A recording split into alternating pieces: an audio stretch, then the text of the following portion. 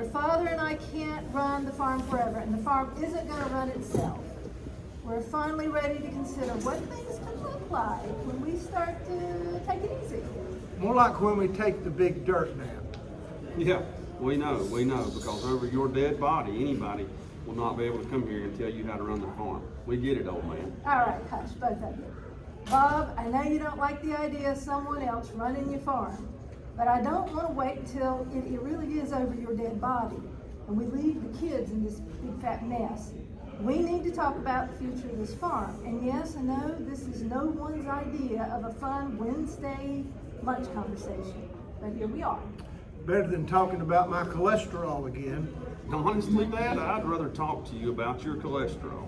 I hope your arteries never clog like the cornhead has this harvest. Every time I turn around, something's jammed, something's broke, or needs fixing in some form or fashion. Hold up.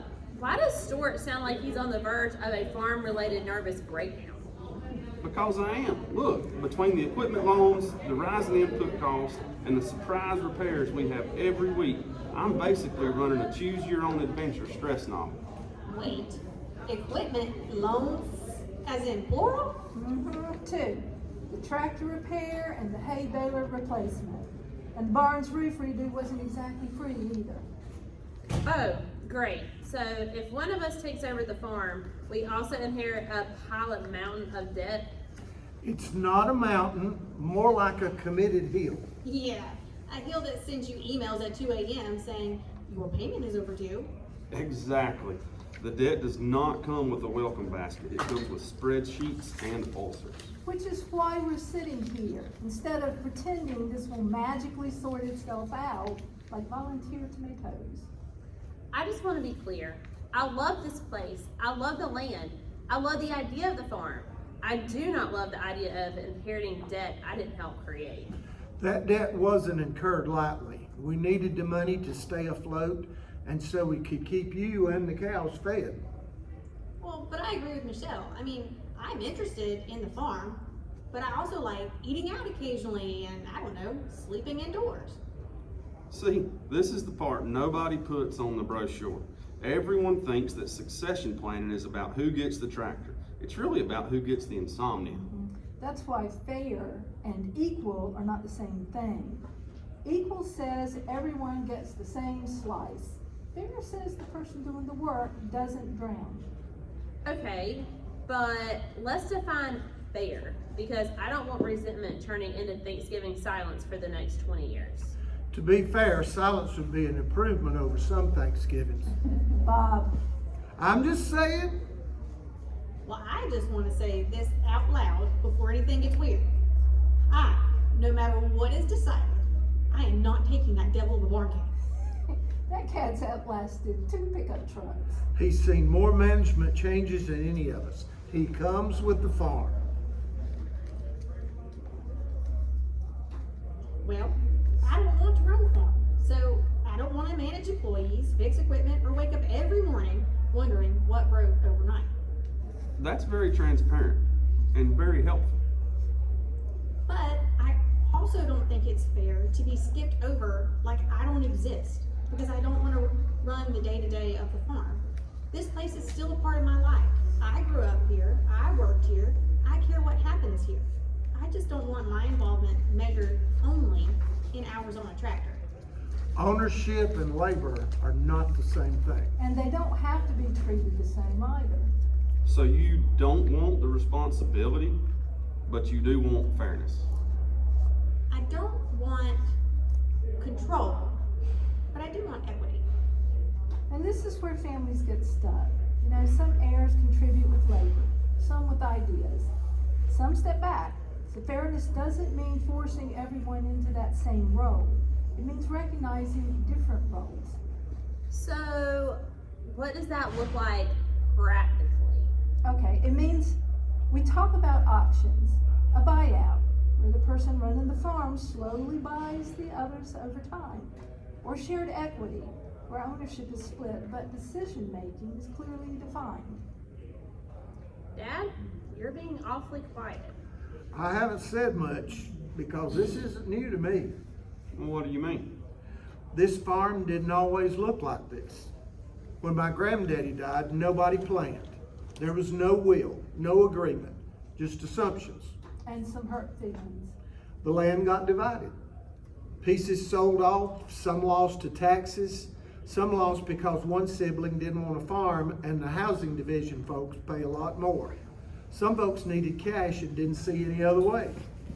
So, how did it come back together? Slowly, a couple acres at a time. Buying back parcels when I could afford it, borrowing when I couldn't. Having hard conversations with cousins who didn't care about farming and cared about fairness. That sounds exhausting. It was, took decades. And some bridges never got rebuilt. That's why I don't want us to see it divided again. Not because I don't want things to be equal, but because I know what division costs. How do you balance that? That's the hard part. I want each of you treated fairly. I want you to feel respected, but I also want this land to stay as one piece. An equal inheritance doesn't always mean equal land. And dividing it could undo everything you just rebuilt. Exactly. So, this isn't just about us. No, it's about what we leave behind. If this farm stays together one more generation, it qualifies as a century farm. You mean 100 years? Mm-hmm. Same family, same land. That's a big deal. It is to me, but not at the cost of my kids resenting each other. So, that means the goal is both, then, right? Both. A farm that lasts and children who still talk to each other. Mhm. And that's why we plan to protect the land and the people tied to it. A buyout sounds clean. Shared equity's kind of complicated. Both work if you're honest about expectations, but both fail when people avoid the conversation. And neither one works if resentment is allowed to grow. That'll choke a farm faster than any weed. Look, I don't need to run it, or even make a living from it. I just don't want to be erased from it.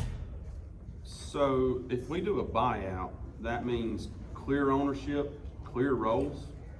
And still no cat. Sounds like that is still to be determined. Whoever gets the farm must also take the cat. Cat's not transferable, just like a whale. So, who is best positioned to run the farm? And let's not act like this is already decided. What's that supposed to mean? It means everyone keeps looking at you like you're the default farmer just because you stayed. I stayed because somebody had to. Or because you never wanted anything else. All right, easy. I'm serious. I may live in Raleigh, but understand business, marketing, risk, strategy. This farm isn't just dirt and tractors. And I understand what happens when the irrigation fails at midnight or when a bad decision costs you a season, not a quarter. Running a farm is still running a business. And it's also fixing things with duct tape, baling twine, and a prayer. Well, this just got a little spicy. Okay, let them talk. This is important. I'm not saying I want to drive the tractor every day. I'm saying I don't like the assumption that I can't lead or have input because I chose a different career path. And I don't like the assumption that I should keep carrying all of this just because I stayed on the farm. But I have been the one to invest my time and energy. See, this is exactly why I don't want to run the farm. Everybody's mad, nobody's listening, and somehow we still haven't confirmed who is taking that bark. It's not me. Don't look at me, I ain't taking it. That cat predates both your birth certificates. He's lived and worked here just like the rest of us. That cat's family. Mama, that cat is mean. I believe you mean tough, but we're getting off track. This is the part folks avoid. Who's best able to run the farm and what that actually means. Well, yeah, Daddy, because run the farm doesn't mean just one job anymore. Yeah, exactly. Management isn't ownership. Ownership isn't labor. And leadership doesn't always wear muddy boots, but should certainly appreciate those who do. I want the farm to survive. And I want to survive the running of the farm. Too many farmers don't survive it. They carry the stress alone, think they're failing, and feel like there's no way out. I don't want this place to be the reason any of us breaks. Beyond the stress, I don't want to just survive. I want the farm and us to thrive as a family. And I want to help grow it too, not just limp along because no one wanted to rock the boat. Mom and Dad invested their lives here. I want to help ensure their sacrifices were worthwhile. Then maybe neither of you's wrong. Well, would you look at that? Plot twist.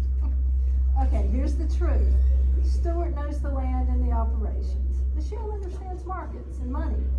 Alyssa sees opportunity and isn't afraid to try something new. Mom, I feel so seen. So no one person has to do it all. That's how farms fail. So what are you saying? I'm saying this farm doesn't need a king. It needs a team. Correct. And the debt? Stays with the operation, not divided evenly like it's a casserole. Thank God. And your mother and I aren't disappearing, but we will give you space to run things. So no porch yelling, telling us what to do? Or fighting with us when we make decisions and do something different that you would do? Well, maybe limited porch yelling. Yeah. I believe that. So we define roles. We put it in writing. We bring in professionals who deal with farms and families.